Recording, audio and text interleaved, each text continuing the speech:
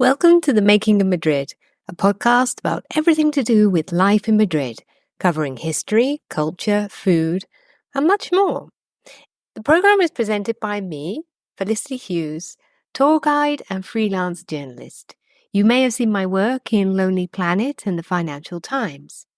And this week, I've asked Daniel Welsch to come in and discuss the controversial subject of which city is better, Barcelona or Madrid. Now, Daniel's lived in both Barcelona and Madrid, so he's a great person to interview about the strengths and weaknesses of both cities. He's a self-described minor YouTube celebrity and a big deal in Spain, as he's authored quite a few best-selling books about how to learn English. He's also famous internationally for his no-nonsense blog, The Chorizo Chronicles, and a podcast called Spain to Go, where he gives a completely honest account of his life in the country. There isn't a sycophantic bone in his body, so he can be relied on not to pull any punches. Hello, Daniel. How are you doing? Felicity. Very well. I've asked you on the podcast because I want to talk about Madrid versus Barcelona. And we're not talking about football unless I've had you pegged wrong. Yeah, I have no idea about football. It's interesting that when you put Madrid or Barcelona into Google, you're more likely to get football than like the actual city sometimes. Well, that's the idea. It's about the two cities as a place to live. So Yeah. I made my own choice 12 years ago, and we practically drew up a spreadsheet of all the different reasons. And it was really neck and neck. But what swung it for us was the music scene. The And the fact music that, scene. yeah, there were more big bands coming to Madrid. Although it has to be said that most of the big bands only really come to play big festivals in Spain. Interesting. But yeah, the other thing that swung it was friends for us. So when you first moved to Madrid, was there ever a choice in that, or was it just you moved to Madrid? I knew one person in Madrid, which was more than I knew in Barcelona. And so that kind of made the decision for me. I also think that for some reason I had a better idea about Madrid. I had like a professor at university who was from Madrid. I took a conversational Spanish class and the guy was from Madrid. So I at least had, spent some time envisioning Madrid. I had no idea about Barcelona except for the Olympics, which happened when I was, 9. Mm-hmm. So Madrid was, I don't know. I could have easily spent 3 months in Madrid and then gone somewhere else, but that's not what ended up happening. However, when I moved to Madrid, it was completely on the table that I could have just gone and had a life of adventure and ended up anywhere. But you made the switch to Barcelona. How long ago was that? I think it's been about 7 years, maybe 6 years, six And and a half. right, so what motivated you to do that? That was my girlfriend, who is now my wife. She was down in Madrid and we met down there, and then she needed a job and a work visa. Mm-hmm. And she was pretty convinced that Barcelona was the place to do that if you didn't speak Spanish. So she was, new in Spain. She didn't speak Spanish at the time, and we ended up here. Mm-hmm. I kind of took it as a temporary adventure and interruption to my life in Madrid, but it's ended up being a long-term thing now. And it's worked out in several ways that we didn't predict. So, all told, it's been a good decision. Actually, that brings me to something I wanted to get onto later, but let's dive right into that one. Is that I did a piece a while back about the digital nomad visa. And what came up a lot after I spoke to digital nomads was exactly what your wife was saying, that there's a really established community of internationals and people working for big corporations in Barcelona over Yeah. Madrid is a better place for digital nomads. Yeah, this is not my scene, but I've heard it from a lot of people, and it seems to have some truth to it that the international companies have offices in Barcelona. The offices are all, international English speaking or speaking whatever language. Whereas in Madrid, I get the impression that they're Spanish companies where in the office everybody speaks Spanish. Hmm. So that was an obstacle at the time for my wife, and now she's got a pretty good career up here, and she's worked in a number of startups and now in a more established company, a US company Hmm. that just has offices everywhere. I think they find that they can set up an office in Barcelona, and if they need Germans, they can hire Germans for less than in Germany. Hmm. If they need Dutch people, they can hire Dutch people for less than in the Netherlands, etc. Because there's enough of an international community that they can get whatever language they want. Hmm. And that's interesting because Madrid is trying to adapt to that. There's huge data centers being installed at the moment, and they're trying to woo these big international companies over to Madrid. Uh, I don't know how that's going so far, but possibly they have some kind of chance because of the independence movement in Catalonia. The independence movement. How offensive can I be on your podcast, Felicity? As long as you don't swear too much, it's fine. Okay. The independence movement seems to be dead in the water at this point. Don't tell the independence people. But they lost the last election. We've got the regular Socialist Party running things now, and that seems to be less of a concern. There always is the possibility. Sorry, there always is the possibility that they'll declare independence, and we'll have some big problems, but it seems to be a much more distant possibility than it was 7 years ago or whatever. Hmm. So this brings us to an interesting point, the independence movement. If you move to Barcelona, do you feel as if you have to learn Catalan? Um, Um, I am sensitive to the fact that there are certain people who might be very angry if I tell the truth about this issue.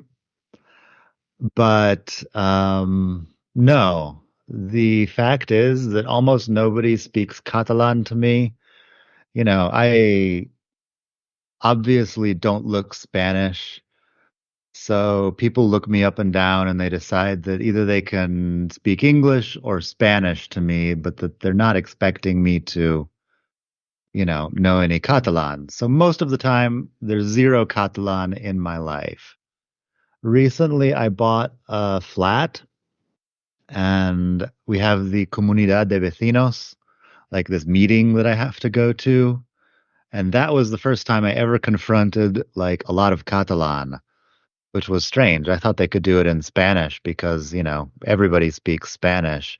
But instead, it's a bunch of, 75-year-old Catalan people, and they did the whole thing in Catalan, which I was sort of able to follow, mhm, but it was, confusing and, well, confusing for a person who I pick things up from just seeing it in writing, and I do make a small effort with Catalan, but for the most part, there's no great motivator to get me speaking Catalan out here.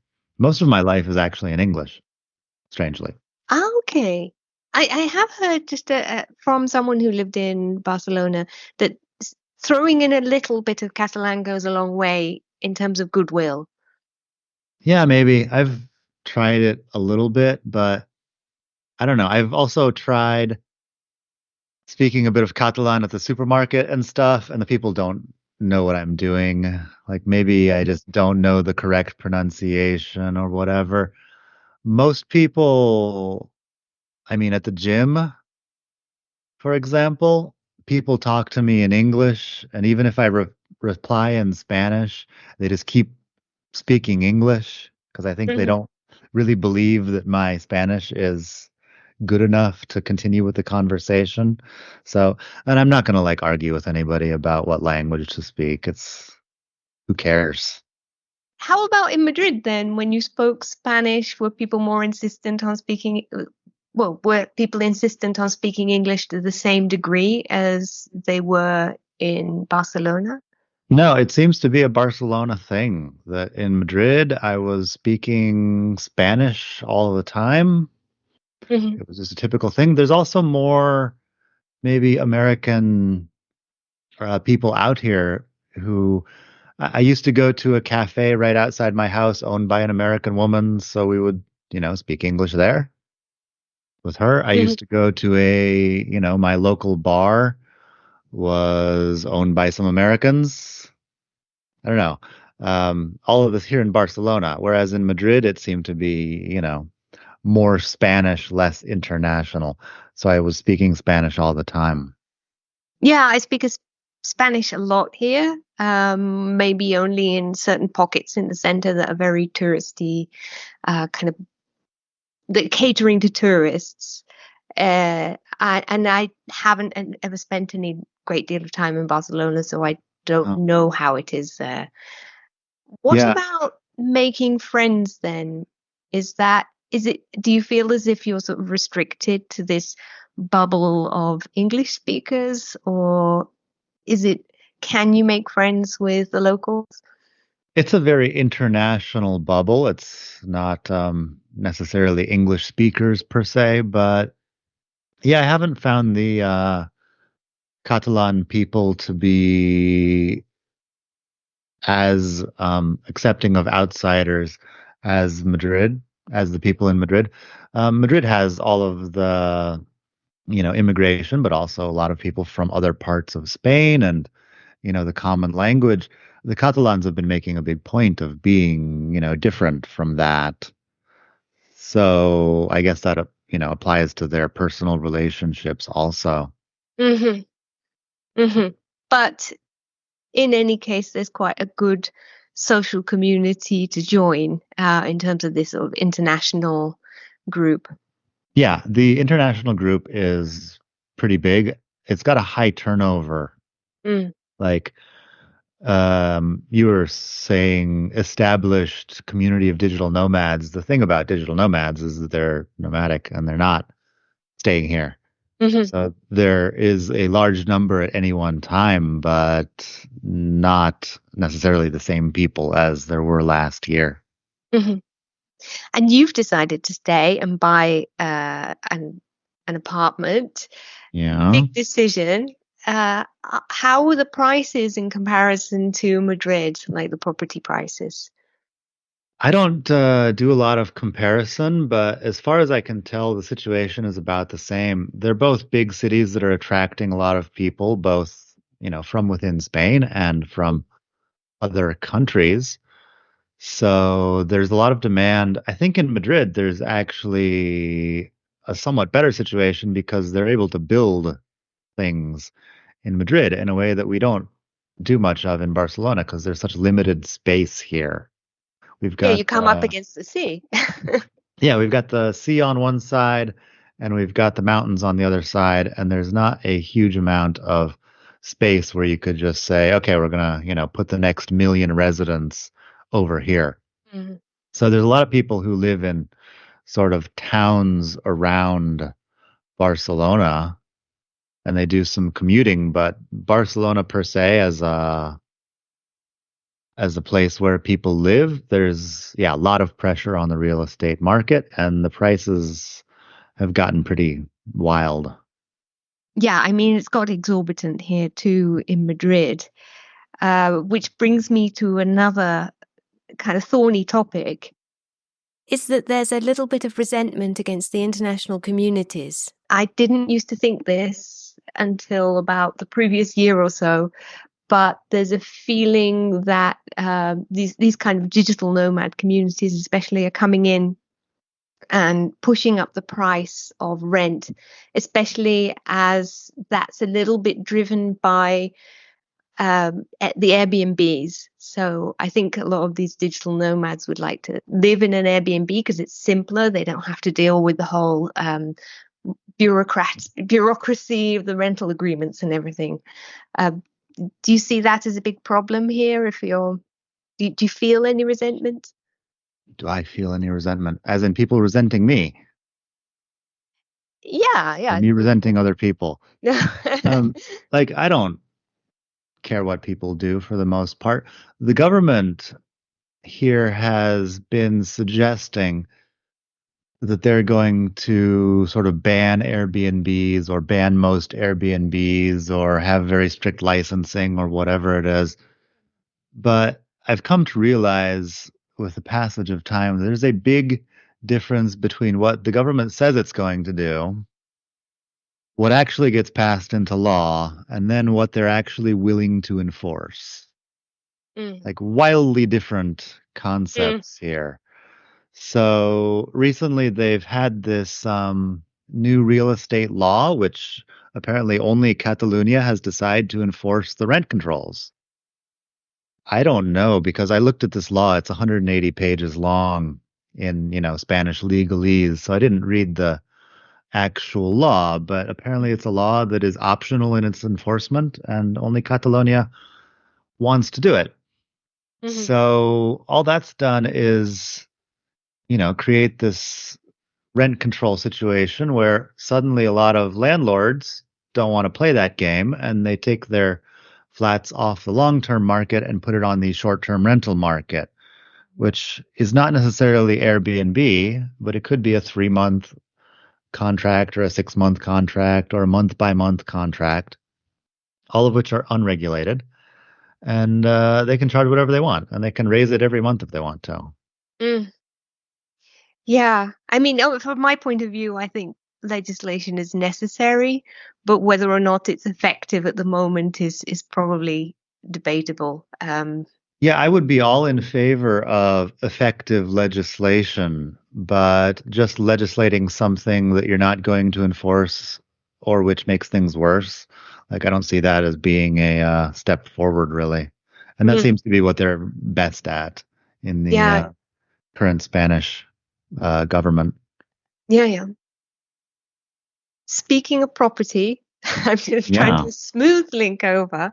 But one of the things that I've always really admired about Barcelona in comparison to Madrid is the architecture.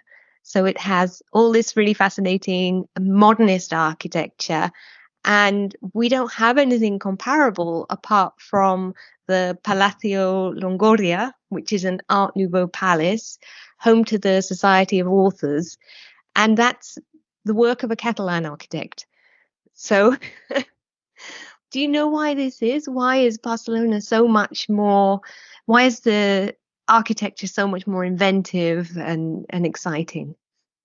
Um, the official story that I heard is that when the last of the colonies sort of declared independence, Cuba in 1898, and there were a few others around that time, a lot of the sort of wealthy people out there were Catalans who came back to Barcelona with a lot of money and they just started building fancy buildings Hmm. around Barcelona and around Catalonia. That could be sort of an exaggerated version of what actually happened, but I just get the idea that the early 20th century, there was a huge influx of, people with a lot of money wanting to show off. Mm. No, that makes sense. That makes absolute sense, and it also ties into the fact that Barcelona's always been a very wealthy part of Spain. Like there's lots of industry there. Some of whom are, got kind of bit jittery with the independence thing, but yeah, generally it's been a really wealthy part of Spain. Yeah, I mean, it's Basque country also, I think, had a similar sort of phenomenon that the Basques are always, moving abroad, starting businesses, making money, and then they come back to the Basque country and invest in, you know, stuff, which Hmm. uh later makes them think that they're doing some exciting things that the rest of Spain is not doing, and maybe they could just do it on their own. Hmm. Why not? Um, for example, I'm trying to look at the guy who's responsible for Park Güell. Yeah, they were around in Cuba, for example. It Hmm. looks like this famous park here. I'm not even sure about the pronunciation. I've been saying Park Güell since the beginning of time, but apparently it might be Park Güell. I don't know. Oh, I can't help you out. Sorry. Um, yeah, yeah, they were, good, slave traders. That's uncontroversial. Mm. Uncontroversial. Uh, this might this might have been the father of Eusebio Güell, Hmm. but I'm just looking at Wikipedia right now. Yeah, people who were out in the sort of colonies and who came back with money and wanted to build big buildings to show off who they were once they were back here. The nouveau riche. Yeah. Or, yeah. My recent article about the seven hills of Barcelona, I ended up talking about Bacardi. Bacardi, it turns out, is like the most famous Catalan surname in history. Some guy from Sitges who went out to Cuba to start the rum company, and they're still out there, like the seventh generation or something of this family running Bacardi. Oh, interesting. I didn't know that. Okay, and the other big plus you have that is undeniable is you've got the beach. So, do you really enjoy that part of life in Barcelona? I don't personally go to the beach much. I am, sort of pale and not good at sitting still. Hmm. So the whole concept of like sitting on the beach is not good for me for various reasons.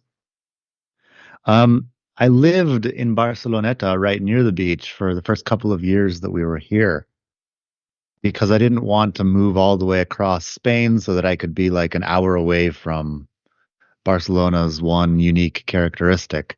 Hmm. And yeah, it was fine, but the beaches in Barcelona get really crowded. Now I'm actually closer to the edge of town and I can go to Badalona, which is just up the coast. It's one of the next towns up the coast, and they've got a great beach, which is not crowded. Hmm. And it's a couple of stops on the train, or I can ride my bike out there if I want to take a, leisurely Saturday morning bike ride. Hmm. And that's preferable. A lot of native Barcelonians also they have cars or whatever, and they're not going to go to the beach in Barceloneta if they can go to any one of the beaches up or down the coast. Mm. And does that help in summer when it's really hot, like having the coastal breeze cool the city down at night? Maybe if you're living right on the coast, it's a little Mm. bit better. Now we're sort of inland, and I don't notice it as much. The climate is generally less extreme than in Madrid, Hmm. so that's a plus. It doesn't get so cold in winter or so hot in summer. Hmm. And how do you find it for travel? Because I just took the train from Paris to Barcelona, the high-speed link, and it's incredible. You've also got ferries going across the Mediterranean, access to the Pyrenees. Is it more fun, like in terms of locations that you can go to rather than in Madrid? How do you get from Barcelona to Paris? Is it just a straight one-shot train, or do you One have to shot. change in Lyon? It's all one shot. It's fantastic. How long does it take? I set off about 10 in the morning and I got to Barcelona about 5 in the afternoon. So that would 7 be hours, about yeah. 7 hours, 6 or 7 hours. Yeah. Yeah, I was looking at this and I was wondering if there was a direct one. I saw the one with the change in Lyon, which is also around 7 hours. Hmm. Actually, I find Madrid to be a better travel hub as far as that goes. When I was in Madrid, I spent a lot of time just taking the high-speed train around Spain, Hmm. which, Madrid is the hub for getting to Sevilla or Cordoba. You can get all the way down to Cádiz pretty much, or the Puerto de Santa Maria at least. Valencia, Alicante, Barcelona, etc. There's lots of, places you can go from Madrid. Also, T4 up at Baraja has all those cheap Iberia flights all over Europe, Mm. and it was very easily accessible from my house. So I thought Madrid was doing great as a travel hub. Barcelona's not bad as far as that goes. We've got Vueling that flies out of here. So there's also some cheap flights. I've never done the Mediterranean ferries. I think those might be more directed to people who want to take their car on vacation with them or something. Hmm. Like I've considered it. I could get on a boat and be in Sardinia in 24 hours or something, but I don't know. Not top on my list of things to do. The Pyrenees are there, but like if you don't have a car, the Pyrenees are not super easy to arrive at. There's a couple of places where if you take the train, you can be there in a few hours, but Hmm. it's not as close as you would think from looking at the map. Hmm. Yeah, I guess so. We're in the middle of Spain. That's the good thing about Madrid, and all roads were designed to lead here, so it's Yes. very good for exploring Spain, Madrid. But I do think though that for me, Barcelona has that slight edge being so close to France. Yeah, like I've taken the train up to France a couple of times. I took the high-speed train to Perpignan, Hmm. and I spent 3 days being like disappointed by Perpignan. Um, it's I don't know, it's fine, but it's not like anything exciting. Um, you can go up to the border. Actually, there's a train that leaves from, pretty much my doorstep here and goes up to the French border. The thing is, it takes about 3 hours, I think, all along the coast, like just doing every stop. And so I haven't done that yet. They're threatening or promising, perhaps, to put in a train to Toulouse, like a Hmm. high-speed train to Toulouse, which I think would be great. Mm. But other than that, it's not quite as well connected as you might hope. Okay. Another topic I wanted to bring up was the culinary culture. Do you think you eat better in Madrid or Barcelona? Um, Originally, I don't know, I cook at home now a lot, so I'm not going out nearly as much as I used to. Our previous place was in quote unquote Chinatown, which is not like a Chinatown like you have in London or anything, but Hmm. it's Barcelona Chinatown. And so we were eating a lot of cheap Asian food down there, which was pretty good. Generally, I think they're comparable. Here they've got, I don't know. I get sick of hearing about this Ferran Adrià guy because like I don't think that's really accessible to 99% of the population, and I think he even closed down several years ago, but we're still talking about him for some reason. Hmm. All of this thing with these, super expensive Michelin star restaurants where instead of real food, they'll feed you like foam with food flavorings or something. I don't know. Barcelona's famous for that sort of high-end weirdness, I guess. And I just don't care at all. I've been to restaurants like all over the price range, and there's no connection between price and actual enjoyment. And yeah, now I don't know, I've got a few places where I like going, but they're not fancy necessarily. The Catalan cuisine is pretty good. I can't tell that it's all that different from a lot of things in the rest of Spain. Like there's a couple of typical dishes that I like. Escalivada, which is kind of like well, they're trying to sell it as Catalan ceviche. It's kind of like cod and maybe tomato and olives, but like the uncooked cod. I think that's pretty good, but I wouldn't compare it to ceviche. Um, I don't know. They're both good culinary cities. They've both got millions of people, and you can try things from anywhere, really. So it just kind of depends on what you're looking for and if you have the, time and money to explore the culinary scene or Mhm. what. And speaking of money, if you're just wanting to sort of eat a cheap meal like a bocadillo de calamares, like, um, how much are the prices comparable? Do you think it's more expensive in Madrid or more expensive in Barcelona, or is it pretty much neck and neck? Several years ago, it seemed to be more expensive in Barcelona. Since then, we had all this inflation. And so like everything is even more expensive than it was. I think it might still be more expensive in Barcelona because a lot of things are just more tourist oriented.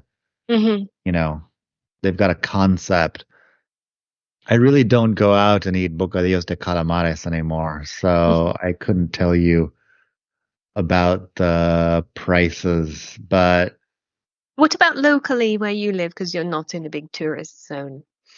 I was hoping that prices would be lower here, but so far I haven't found them to be any lower than in the center.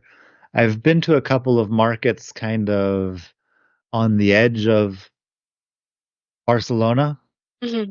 like nowhere near the city center, but where we're starting to get out into smaller towns. And those seem to be a bit cheaper, but generally, you got to be prepared to pay big city prices. It's not London, but it's not I don't know. It's not like 30 years ago when it was a huge difference in standards of living from the rest of Europe, I guess. Hmm. To wrap up, I want to mention that I read a piece that you wrote titled Madrid is Better Than Barcelona. And this was something that you wrote fairly recently, although it felt like you'd had a good day in the city. So I wanted to ask, was that a temporary whim, or are you still convinced this is true? And if so, why?